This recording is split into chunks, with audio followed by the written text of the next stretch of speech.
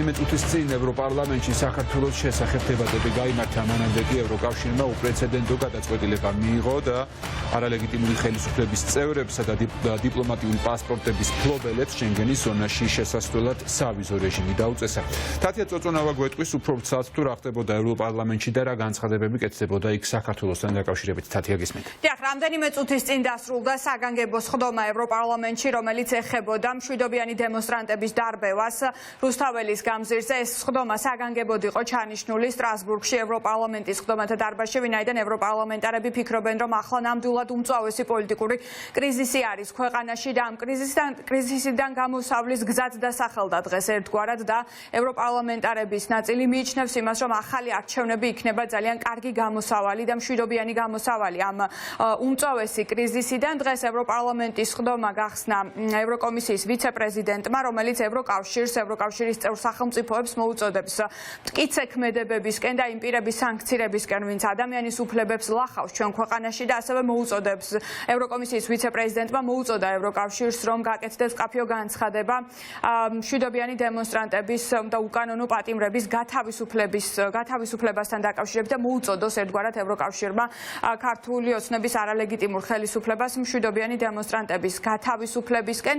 დღეს 10 გამომცვლელი იყო დაახლოებით ჩვენ ქვეყანაზე ჩაწერილი, ჩვენ ქვეყანაზე სასაუბროთ, მათ შორის იყვნენ ის დეპუტატები, ვინც რამდენიმე დღის წინ საქართველოში იმყოფებოდნენ, მრავალპარტიული დელეგაცია ევროპარლამენტის და ისინი იმყოფებოდნენ აქციაზეც, მშვიდობიან აქციაზე პროევროპული დემონსტრანტების გვერდით და დღეს მათ ერთგვარად შთაბეჭდილებით გაუზიარეს ევროპარლამენტარებს რა ნახეს, რა მოისმინეს საქართველოში და მათი მხრიდან კიდევ ერთხელ იქნა ხაზგასმული, რომ ახალი არჩევნები იქნება მშვიდობიანი გამოსავალი ამ პროცესიდან და ასევე დღეს მაგალითად რასა იუკნევიჩიანემ თქვა, რომ საქართველოს პრეზიდენტი უკვე მიემართება სტრასბურგში და ის მიმართავს ევროპარლამენტარებს სიტყვით და როგორც ჩვენ უკვე მოგვიანებით გავიგეთ, რიკარდ ჯოზვიაკი წერს, რომ ხვალ სალომე ზურაბიშვილი საქართველოს პრეზიდენტი ევროპარლამენტს მიმართავს სიტყვით.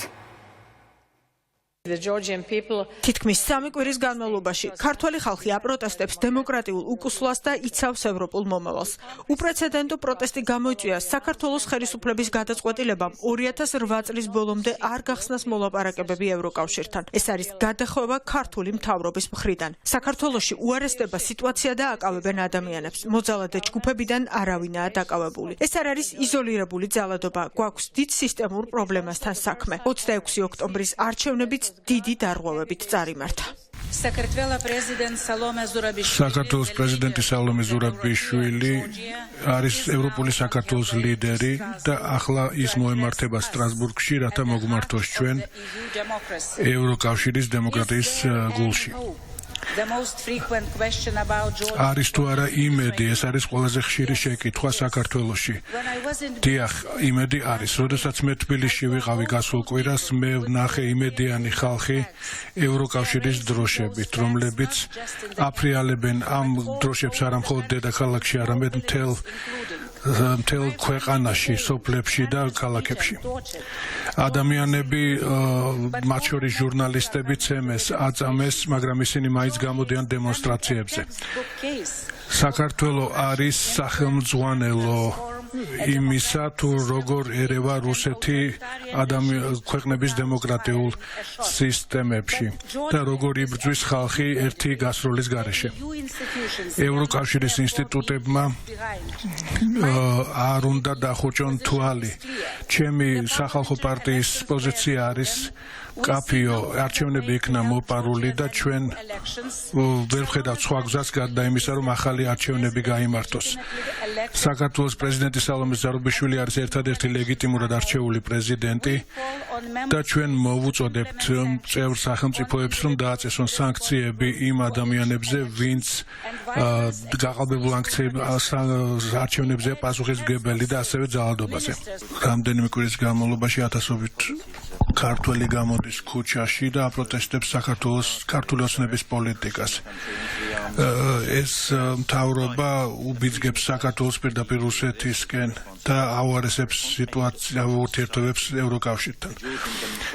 ქართველი დემონსტრანტები გამოდიან სლოგანით გაიღვიძე საქართველო და ჩვენ გამოვდივართ სლოგანით გაიღვიძე ევროპა და დადექით დემონსტრანტების გვერდით.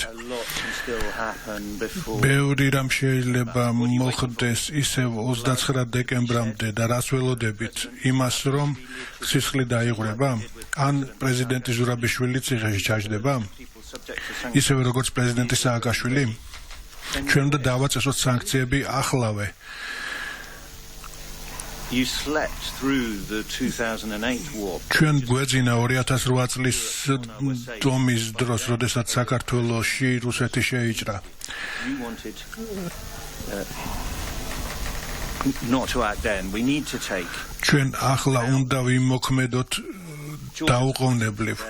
ქართველები იბრძვიან თავიანთი მომავლისთვის.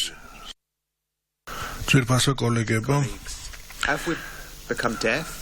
ჩვენ დავყროდით და არ გვესმის რას იძახიან დემონსტრანტები საქართველოში უკვე მერამდენე დღეა არჩევნები მოპარულ იქნა ისინი გაყალბებულ იქნა და მათი მომავალიც მოპარულ იქნა მათი ოცნებაც მოპარულ იქნა ქართული ოცნება მიუხედავად ამ სახელისა მუდმივად იმეორებს რომ საქართველო ევროპულია და არ არის რუსეთი, მაგრამ საქმეზე ამას ვერ ხედავ. ჩვენ ხედავთ რეპრესიებს მშვიდობიანი დემონსტრანტების წინააღმდეგ, ჟურნალისტების ცემას და ოპოზიციონერების დაპატიმრებას. ჩვენ ვხედავთ რომ ქვეყნის თავზე ღრუბლები იკვრება და ნუ თუ ჩვენ იმპოტენტები ვართ და არ შეგვიძლია გავეხმაროთ და ხელი შეუშალოთ საქართველოს ოცნებას რომ დაასამაროს ნამდვილი ქართული ოცნება. ქალბატონის ზურაბიშვილი იბრძვის დემოკრატიული მომავლისთვის თავისი ქვეყნისა. საქართველოს ადგილი ევროპული დემოკრატიების ოჯახშია. სტრასბურგის პარალელურად საქართველოზე ისაუბრეს ბრიუსელში, სადაც დღეს იმართება ზოგად საქმეთა მინისტრების შეკრება, ზოგად საქმეთა საბჭო, სადაც განცხადებები გაკეთდა მათ შორის გერმანიის საგარეო საქმეთა მინისტრის მოადგილის ანა ლიურმანის მხრიდან და ანა ლიურმანმა თქვა, რომ ისინი მუშაობენ და გერმანია ოფიციალური ბერლინი მუშაობს იმის შესახებ, რომ სანქციები დაუწესდეს იმ პირებს, ვინც ადამიანის უფლებების დარღვევაში არის მხილებული საქართველოში. ჩვენ უკვე ვიცით იმის შესახებ, რომ ევროკავშირმა დიპლომატიური და სამსახურეობრივი პასპორტის მქონე პირებს და მფლობელებს უვიზო რეჟიმი გააუქმა და ეს არ არის ჯერ კიდევ ყველაფერი. ვიცით, რომ 25 სახელმწიფო 27-დან არის თანახმა ქართული ოცნების სანქცირებასთან დაკავშირებით. შესაბამისად, მოლოდინი არის იმის შესახებ, რომ ეს პროცესი გაგრძელდება და გუშინდელი გადაწყვეტილება, ევროკავშირის მართლაც უპრეცედენტო გადაწყვეტილება ჯერ არის მხოლოდ და მხოლოდ დასაწყისი. ძალადობა მშვიდობიანი მომიტინგეების, ჟურნალისტების, ოპოზიციური პოლიტიკოსების წინააღმდეგ ღრმად შემაშფოთებელია და დღეს ჩვენ განვიხილავთ საბჭოს დასკვნებს, სადაც ქართული ოცნების ამ ქმედებებს ნათელი ტერმინებით დავგმობთ. ასევე ვმუშაობთ კონკრეტულ სანქციებზე იმ პირების მიმართ, რომლებიც პასუხისმგებელნი არიან ამ სასტიკ ძალადობაზე. ქართულ ოცნებას მოვუწოდებ დაიწყოს ეროვნული დიალოგი ყველა რელევანტურ ფიგურასთან საქართველოში. ამჟამინდელი მოქმედებით ქართული ოცნება ფაქტობრივად კითხვის ნიშნის ქვეშ აყენებს კანდიდატის სტატუსს და საქართველოს კონსტიტუციაში ჩაწერილ მიზანს. ძალიან შეშფოთებული ვარ საქართველოში განვითარებული პროცესებით. ძალიან მკაფიოა, რომ რეჟიმი მოქმედებს ევროპული გზის საპირისპირო მემართულებით. მე სრულად ვუჭერ მხარს სანქციებს და სხვა ზომებს, რომელიც შეიძლება მივიღოთ რეჟიმის წინააღმდეგ.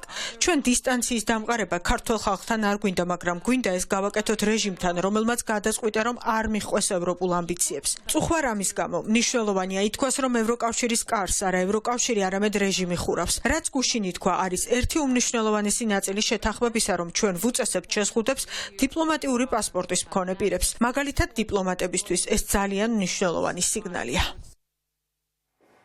და ევროკავშირის წევრი ქვეყნების საგარეო საქმეთა მინისტრების შეკრების შემდეგ განცხადება გამოაქვეყნა ლატვიის საგარეო საქმეთა სამინისტრომ და ის ბაიბა ბრაჟე წერს, რომ ევროკავშირის წევრი სახელმწიფოების უმრავლესობას ამ შეხვედრაზე ჰქონდა საერთო გაგება იმ საჭიროებაზე, რომ დაწესდეს მოგზაურობის აკრძალვა პირებზე, რომლებიც პასუხისმგებელნი არიან მშვიდობიანი დემონსტრანტების წინააღმდეგ ძალადობაზე. ევროკავშირის წევრი ქვეყნები გამონახავენ გზებს, რომ ქვეყანაში შესვლაზე შეზღუდვები ეროვნულ დონეზე დააწესონ, რაც ნიშნავს იმას, რომ სავარაუდოდ ჩვენ უკვე მომავალ პერიოდში უნდა ველოდოთ კონკრეტული ქვეყნების მხრიდან ინდივიდუალურ გადაწყვეტილებებს, როგორც ჩვენ ვნახეთ ბალტიისპირეთის შემთხვევაში.